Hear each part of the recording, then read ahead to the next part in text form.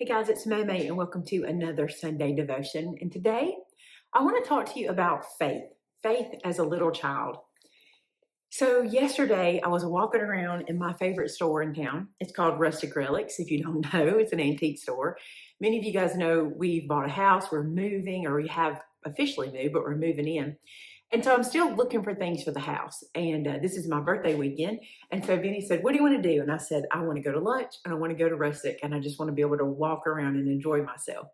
So we did that and I was doing that. And Vinny and I had gotten separated. I think he was talking to somebody and I was going down a different aisle. And I heard this little girl's voice and I kept hearing it. It was the cutest little voice and it was just kind of carrying around all of Rustic. I could hear her talking to her mother.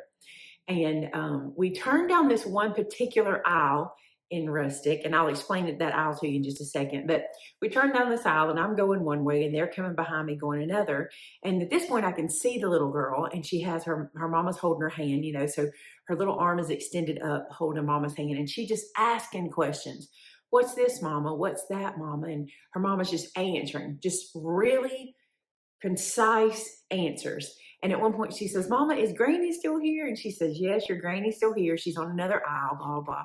Well, this aisle that we were going down, if you've ever been in Rustic before, you turn down it and it kind of becomes a dead end. You turn down, there's two booths on either end, and then you turn around and circle back. So it feels like you go to nothing. It's very different from the other aisles. It's a wall at the end. It's like a stop, right? Well, the little girl, when they turn the corner, I hear her say to her mama, Mama, are we lost? And her mama goes, no, baby, I know right where we are. And the little girl just keeps on going. Mama, what is this? What is that? And it struck me how easily she took that from her mother, that answer from her mom. She obviously thought, this looks different. This is not what I've been seeing. There's no door for exit here. Are we lost? And mama said, no, I know right where we are. And that was it. She took that answer and moved forward with it. And I'll be honest with you, it struck me so hard. I started to think, man, that is exactly how God wishes we were with him. He wishes that throughout the day, when we're having these conversations with him, we're talking to him about everything in our life, we're nervous or we're scared or we're excited and we're having these conversations. When something comes up against us that feels like a dead end, how different would our life be if we could go, God, are we lost? And hear him say, no, I know right where we are. And then go on about our life, trusting God just like a child. Scripture tells us that we've got to have faith as children. We find that in Matthew 18. We have to have faith as little children. And she literally took her mama's answer and moved on. I can't tell you how many times I've been praying through something or worried about something or scared of something, and I just mull it over in my head, what I'm going through or what I'm thinking or what I'm scared of. And I never stop to go, God, is this bad? And let him answer me and tell me, I've got it either way. I think that's the thing we forget, that God has a plan for us and he knows where we're going. He sees all the way through to the end, not just the moment that we're in. If we're in a valley, if we're going through a trial, if we're going through something scary, God already knows. And we can say to him, God, how should I react in this moment? And scripture tells us all through all through the book, how we should react. We're taught not to fear, not to be afraid, know that he is with us, know that he has a plan for us, know that he loves us. He wants to give us the desires of our heart. He wants to increase our territory. He wants to do so much for us. But sometimes we're so busy going, God, you don't understand. You don't know how this feels. You don't know where I'm at. If it had been different yesterday for that little girl, I was thinking, what might have been different? What if she'd have said, Mom, are we lost? And her mom said, no, I know right where we are. And then she said, yeah, but there's no door here.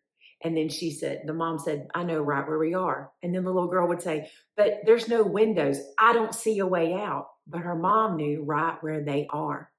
And I think that's how God is. I think so many times we're like, but God, you don't know what this is feeling like, or you don't know what they're telling me, or you don't know what I'm trying to accomplish. And God is like, yeah, I do. And I know right where we are. If we can live our life knowing that God doesn't leave us or forsake us, He's not leading us to a dead end. Sometimes it'll feel like a dead end, but he's not leading us to a dead end. He loves us so much. When I was young, my mother used to sing a song, and one of my favorite lines from that song said, "He didn't bring us this far to leave us."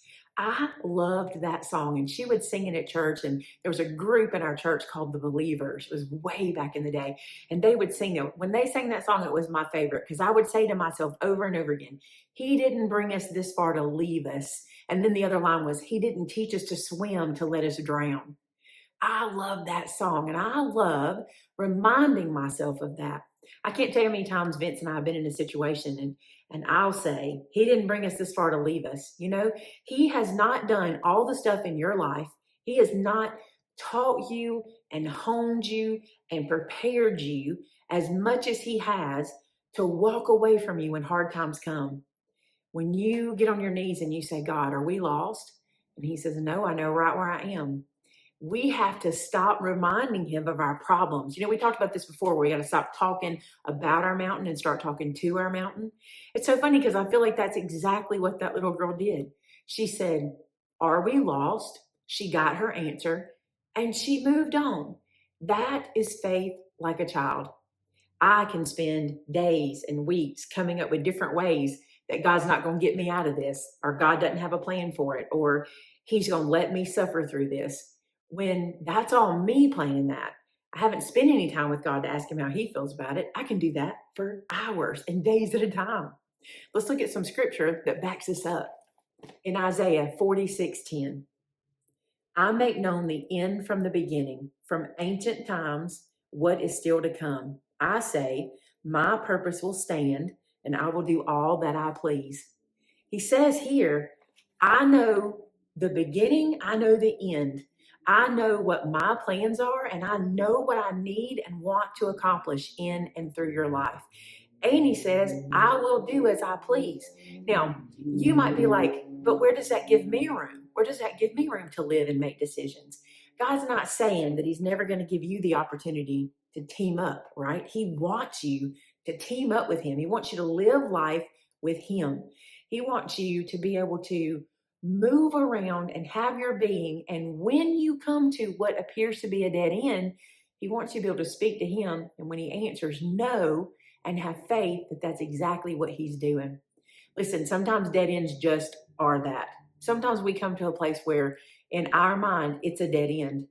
I remember when mom passed, that was something that couldn't be fixed for me. I remember praying for a miracle, praying for a miracle, praying for her healing, praying for her healing. And then when I found out that she had passed, to me, that was a dead end, an absolute dead end. There was no way you could tell me we could turn around from it.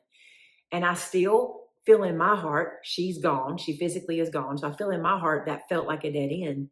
But at the same time, God has taught me so much sense about what he was doing.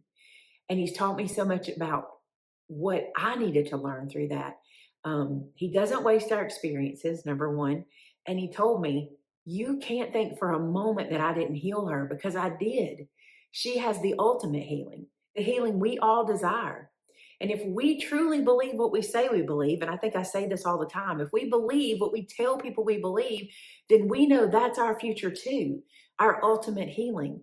And no matter what the dead end feels like, we can lean into that and know that God has got us. He has a future and a hope. We know that from Jeremiah, right? Let's look at one of my favorite scriptures, Proverbs 3, 5, and 6. Now, if you were at one of our recent Craft Acropolises, this is a verse that I did as a devotion one morning because it just really speaks to me. It kind of gives me an out. It kind of lets me know this is how my life should be operating. This is the roadmap, okay? And here's how it goes. Trust in the Lord with all your heart and lean not on your own understanding. In all your ways, acknowledge him, and he will make straight your path. Let's start with the first one. Trust in the Lord with all your heart. Look back to that little girl from Saturday. Who did she trust? And with all her heart. It was obvious because she didn't argue. When she said, are we lost? And mom said, no, I know right where we are. She moved on. She didn't argue. She didn't say, Mom, I don't think you can see where we're at. She didn't do any of that. She trusted with all of her heart. And she responded in that way, which is even better. Listen to this.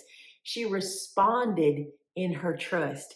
She asked, she was answered, and she responded. She kept going where mom was leading because she trusted her.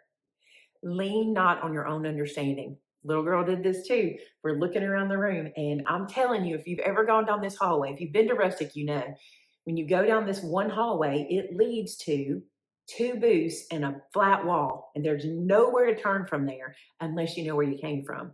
And when she got into that space and saw there was no physical way out, it made her think.